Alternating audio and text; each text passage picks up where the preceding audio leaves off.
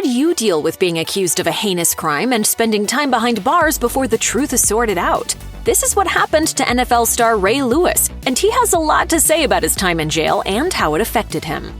In the year 2000, Baltimore Ravens middle linebacker Ray Lewis spent some time in jail after being accused of stabbing and killing two men, Jacinth Baker and Richard Lawler, outside of an Atlanta nightclub. Lewis was in Atlanta for Super Bowl 34 between the St. Louis Rams and Tennessee Titans. Once arrested, Ray Lewis was taken to the Atlanta City Detention Center, a 17-story tall, 471,000-square-foot facility with room for 1,300 detainees. Though Lewis would eventually pay his bond and be released, he was forced to spend 2 weeks behind bars, despite his attorney's best efforts to convince the judge that there was enough evidence to suggest he had nothing to do with the murders.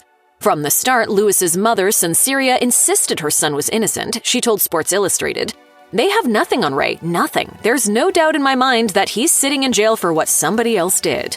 Eventually, Lewis was released on bond. According to the New York Times, Lewis said upon his release, "Thank God to be out." The outlet went on to report how the NFL star's lawyer Ed Garland said, "I never expect Lewis to set foot in a jail again unless it's to do charity." Once freed on bond, Lewis pled guilty to misdemeanor obstruction of justice charges for misleading statements made to the police about his whereabouts the night the killings happened, and in return, the murder charges were dropped. The Super Bowl MVP received 12 months probation, and the NFL fined Lewis $250,000, according to Yahoo Sports. As part of the deal, Lewis also agreed to testify against two friends and one-time co-defendants in the case, Reginald Oakley and Joseph Sweeting. Both men were eventually acquitted, and ultimately no one was ever convicted of the double murder. In 2004, the football star settled civil lawsuits with the victims' families for undisclosed sums. According to USA Today, Lewis said he paid them out of love, not as a sign of guilt. 16 years after his arrest, the NFL Hall of Famer opened up to Cigar Aficionado about what those 15 days in jail were like. Speaking about how he was allegedly tortured and how his friend would sneak him in oranges so he wouldn't have to eat the moldy bologna he was allegedly served, Lewis said, "I never ate anything outside of orange halves. I was not an animal, and I was not going to succumb to that."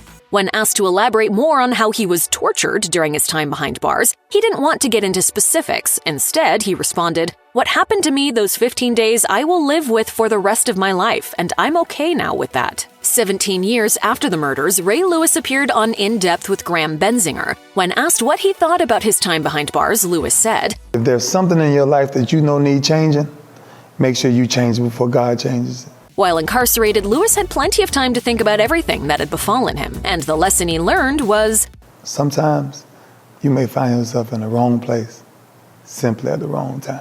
He went on to say that what he went through saved his life and reminded him that because he's a star, he'll always have to deal with a higher level of scrutiny from the media and the public. Summing up his thoughts on everything, he said that he learned a lot from the experience and offered this advice to anyone who might find themselves wrongfully accused of a crime. Put your trust in no man. And definitely put your trust in no system.